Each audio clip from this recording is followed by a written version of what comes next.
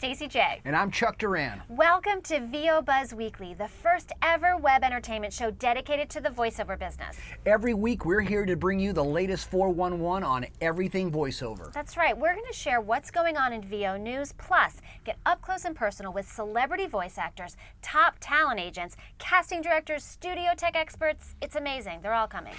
Freaking insane. Very cool. On today's show, we have Jim Cummings, the voice of Winnie the Pooh. And let me just tell you something. You do not want to miss a single second of it. I know. Can I tell you something fun? What? I'm having a moment. Almost a year Stacey's ago. having a moment. Everybody have a seat, grab a drink, some popcorn. Almost a year ago today, Yeah. I did a radio spot with Jim Cummings. That's really cool. Yeah, so for those of you that don't know, when you go into a voiceover job, you don't know who else is going to be in the session. So they hand me my script, I go into the booth, and I turn and I see right across from me, Jim Cummings is standing there. Wow. And I'm going to work with him. I couldn't believe it. And I have to say, cool. He was so down to earth, so nice, just no ego at all. It was really cool. I was really impressed, and it was definitely a moment for That's me. really so cool. I'm so excited he's here today. Yep, we're very excited to have him on the show. Yeah. Now, a little more business. We want to say thank you to all of you guys out there that have subscribed on VOBuzzWeekly.com, who've liked us on Facebook, followed us on Twitter. All the questions and comments are amazing, and one in particular I want to share today. It's for you. Oh, here we go. Yes. It comes from Carol from Kansas. Carol from Kansas. Yes. Hi, Carol from Kansas. Hi, Carol. Thanks for watching. She would like to know, Chuck Duran, if that hair on your head is real, if it's all yours, or, she said this, not me, if it's a wig like Bret Michaels wears. Oh. Ouch. Well, we don't want to talk about that. I don't know Again, whether... we didn't say that. Yeah, we didn't. Brett, Brett's a you're friend of ours, awesome. so we don't want to diss him, and I know he's a really cool guy, and I happen to love Brett's fake hair. Anyways, I'm just kidding. I'm totally kidding. Carol, my hair is totally real, and in fact, I spend more money on my hair than I do on my car. It's so, true. Yeah, so it's like, true. yes, it is real, but thank you for your question. We really appreciate that. So silky, too. It's very silky. Anyway, moving on. Moving on. Let's talk Comedy Central, South Park. Whoa, favorite show. Check this out. Matt Stone and Trey Parker have been signed on to write, produce, and edit 5 more seasons of South Park. Holy Toledo, congratulations, Yeah, guys. that's awesome. So they're going to go through the 20th season and beyond, at least until 2016. That's 35 dog years. Long time. That's an old dog. Lifetime for an animal. Go. I wish a dog would live till they were 35. Anyway, they also have more than 35 million likes on Facebook. That's huge. Wow. That reminds me of of us, VO Buzz Weekly. Yeah. With your help, It could happen. we can actually pass them, but we need your We help. could, yeah. So go on right now, VOBuzzWeekly.com, and subscribe. That's right. Yeah. Cool. All right, I want to talk to Jim. Let's talk to Jim. Okay, you guys, it is time. We have on our show today the amazing Jim Cummings. You know him from animated films like The Lion King, Aladdin, Romeo and Juliet, Princess and the Frog. Of course, he is Winnie the Pooh and Tigger too. And we are so happy to have him here. He's going to tell you way more about his life. It'll be more interesting coming from him anyway. Please welcome Hey, to the Jim. show, Lucy. Jim Cummings. I'm sorry, my voice. Oh, Okay, and and his that's voice is it. gone, so that's the end of Okay. the interview. Thank you so much. Hi. I was kidding. Put it there, man. I That was funny. kidding. Thank Let me you get your hand. Oh, Fran, what a thank sweet you. I'll guy. never watch it Hello. again. Hey man, listen, first of all, before we get started with all the goodies here, I know that you traveled, a little bit of a distance to get here. Took time out of your busy schedule because we all know that he is busy. So I wanted to thank you for taking the time, coming out and visiting with us. All those people out there want to know a lot of stuff about you, and we're going to get down to it. Absolutely. Yeah? Hope I don't suck. Yeah, any opening comments? I think that was it, yeah. Okay, you know what? So let's to get be down here. to it. I want to Yeah, ask man. you something that probably a lot of people may not know. How did you get started in the voiceover business? Oh, boy. Well, I was the annoying kid who always got kicked out of class. Doing dolphin or squirrel sounds in the back of the room. We don't have any dolphins here at St. Columba School, Mr. Cummings, so you better, And that's kind of, I used to do it for free for years. I had no idea. I kind of had an idea from seeing Paul Winchell and Jerry Mahoney's show and Mel Blanc. I thought, well, those guys are having a pretty good time doing stuff gets me in trouble. Yeah. So I ended up, went to New Orleans, misspent my youth there, did all kind of craziness, and I moved to California, and I always had this in the back of my mind, I'm going to make a demo thing, I'm going to do this, and I started to try a couple of on-camera things, and it was really boring, and I said, this isn't working, and I made a demo, and gosh, a couple of months later, a customer at the video store I was working in, Video Depot, Sal Romeo, he had just made this really kind of corny horror movie called Soul Survivor, and I said, you're an officially in the show business thing. And he said, well, oh yeah, here, you got a demo? I gave him a demo, and he gave it to Don Bluth, and I didn't even know who Don Bluth was at the time. And he called me back up, and a couple weeks later, and he said, well, you don't stink. And I said, thank you so much. That's not what my teacher said. It was a good, yeah, that's not what my teacher said. Tell the principal that. And he said, but I'm not doing anything. I was just doing video games at the time. And he said, I'll hold on to your tape. And he actually did. Wow. And then this guy, Frank Brandt, called me a couple of months later and said, would you like to come up and audition for this thing? He said, you don't stink. So I said, well, thanks. I get that a lot, And so I went up and I auditioned for Lionel, the lion in Dumbo Circus, and I got the job. And it was like, okay, so we're doing 2 shows a week, and I was making about $200 more a week in 8 hours than I was in 60 at the video store. Depot. And that didn't stink. that also did See, really so you did not learn stink. something in school because you So computed I this is a better job. I knew this was better. So I said, okay, I'm doing this. Yeah. And Good choice, brother. So, thank you. Yeah. Good choice. I think Glad it to seems be like here. you've made the right decision. Because I get to hang out with you guys. Aw, So thank see? Yeah, see? So then, So that was it, after yeah. Dumbo Circus, then you went in to replace Sterling Holloway. He was ill, right? Is that how you couple first? years later, yeah. It was 87. Yeah, that was in 1984. It was in September 23rd, 1984. Remember. You'll never Wow. forget Never that forget day. that day. That's Yeah, that was amazing. my first, job. And at the time, then we did like Dumbo Circus for maybe a year and a half. They did like 120 shows, and by the end of that time, I had an agent. And I was doing many other things, and it was great. So. Got this call. Back then Disney and ABC were 2 separate entities, and they were getting ready to do the New Adventures of Winnie the Pooh. God, I should really remember that, shouldn't I? Yeah. And I do. That was He right. does. I got it. He does. But no, there's been like 4 or 5 little shows based around Pooh, but that was the first one for me. And I just auditioned, and as you said, Sterling was retired at that point. I think he was probably in his late 80s. God rest his soul. And I just got the job, and I was like, wow, really? Had you played around? I mean, you're amazing, and that's one of the things that people know about you is you're Is that you're incredible. Well, yes, but you're also great at imitating voices. Had you? Oh, yeah, Had you played around with Winnie the Pooh's voice, or were you just? That one, I That's a good don't question. think I did really all that much. Not really. I mean, occasionally, sometimes here and there, but mostly to make fun of my little brother because I knew that he was a big Winnie the Pooh fan back. Right. I mean, like the original one from '63 or whatever that was. Say Winnie the Poop, Winnie the Poop. You know Pooh means. You know what Pooh means. Well, now I'm. Right, yeah. Joke's on me. Joke's on you. But so I would, Winnie the Pooh, and I would do like a really bargain basement terrible one, and then I thought, well, geez, if they're going to pay me, I'll work on this. I could probably tweak this out. I a could little. tweak it out a little bit, so yeah. I believe I will buy Park Place. Or take a ride on the Reading Railroad. You're playing Monopoly and you just pull it out. Why not? Pooh will do that, sure. He really can go anywhere. Yeah. He's very. Has imitating, voices and just, I mean, because it's kind of a special talent. Not anybody can just do that.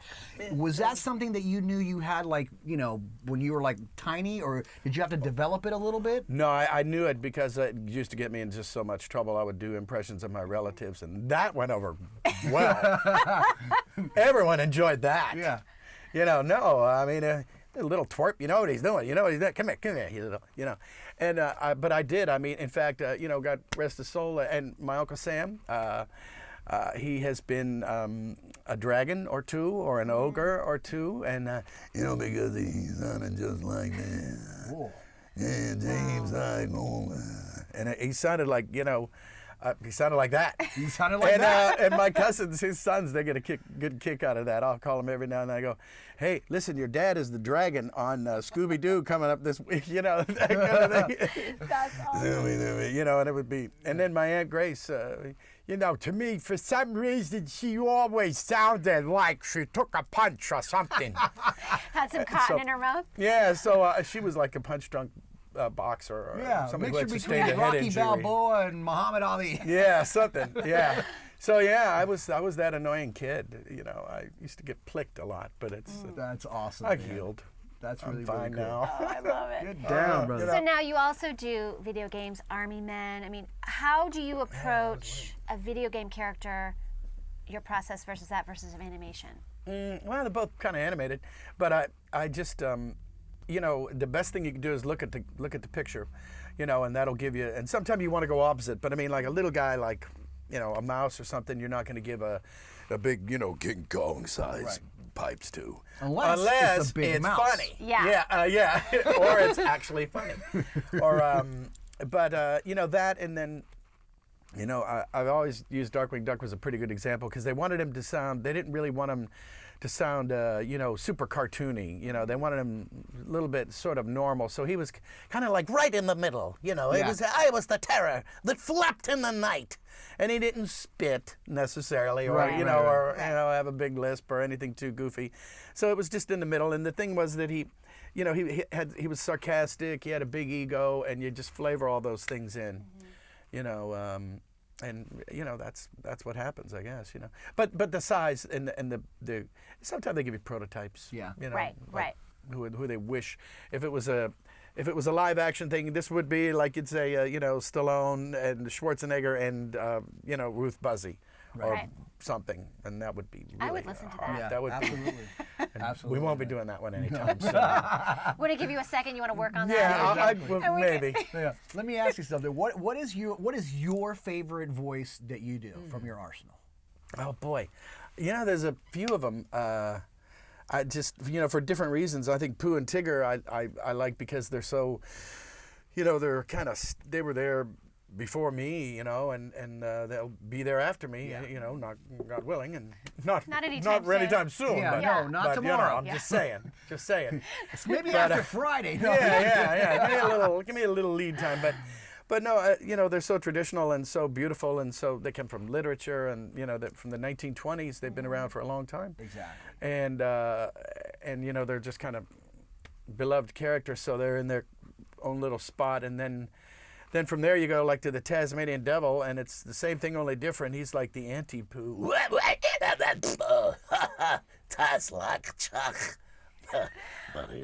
He's one of my absolute favorites. I just love him. I love that you're doing him. Yeah, Pooh and the anti-Pooh. That's my joke. But I always like, you know, coming up with my own guys too. Like one of my most dear to my heart is Ray from Princess and the Frog. Because I feel like New Orleans is my hometown. It's my spiritual hometown, or whatever. I moved there when I was a kid, and you know, I had a great time there, and I just had this great affinity for it. It's my favorite American city, and the food is good, yeah. And so, you know, and for so many reasons, I my little daughter Gracie is, you know, she adopted us, and her little sister Lulu as well, and she's mixed race, and she's, you know, she looks like this little cute black Shirley Temple, you know, and I thought, oh my God, if I don't get in this movie for Gracie, I'm gonna hate myself forever. And so, you know, I got 2 auditions, and I went, I didn't get to get her. Really? How about the fire? Really? I got the Firefly? Okay. You know, because he sang, and it was music, and it's singing. It's my favorite thing to do anyway. Singing, you know, that's, I think, was it our buddy Jess said, it's the most fun you can have with your clothes on? I don't know. I think. He did say that. He says that. Yeah. I'm going to have to go along with him. I heard that you were a drummer in a really cool band. And a singer. And a singer, and I wanted a little bit about that. Well, I was a drummer in a whole bunch of them. I was usually the white guy when I first started, right. And then, you know, gosh, by the time I got to New Orleans, I played drums in a couple bands there. I was one of those guys who, you know, the bucket list. I did all my stuff up front, so I have to make up new stuff. to do. But I think it was, I didn't even realize I had done that accidentally, but I always wanted to be I always thought it would be great to be designer, to paint pictures on walls for livings, do murals, did that. I designed and painted Mardi Gras floats, did that. I always wanted to be a singer in a band, did that. And I always wanted to be a drummer in a strip joint on Bourbon Street, did that. Did that. Do you want to share any stories about that? No. Okay. Because that's for the after hours Yo Buzz Weekly segment. Because my kids will watch this, maybe. No, but it was fun. Had a good time. So I kind of got that out of the way. But yeah, the band, the most popular band I was in was Fusion. We were like an opening act. We made it to, we opened for Black Oak, Arkansas, maybe 38 Special. Who else? Canned Heat, of all people. Iron Butterfly. Where'd they come from? Wow. Yeah, I know. Their world tour of Florida, 1978. It happened. Yeah, we were there. Yeah. And but we had a good time. That's cool. Cool. I have to tell this guy. Well, is music still a part of your life? Yeah. Oh, very much so. I jokingly say that I'm a stunt singer because, like, a lot of singers can't act and a lot of actors can't sing, and I can't do either. So they let me do both.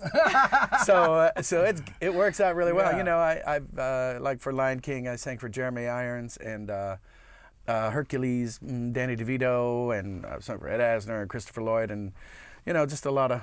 I can carry a tune if I've got a big enough forklift. So it's cool. Works out. Very cool, man. I got all this platinum and I didn't deserve any of it. Oh, it's like it's like nobody. You know what I mean. I was just kind of going along for the ride. Yeah. But it was fun. What's the most unusual job you'd say you have outside of the entertainment industry? Oh, outside. Oh, yeah. Most unusual. Oh gosh. Well, golly, I sold encyclopedias. Door to door encyclopedia. Oh, yes. No, you didn't. Oh, yes, I did for like 3 weeks. Were you successful? 4 or 5 or weeks. 3 weeks.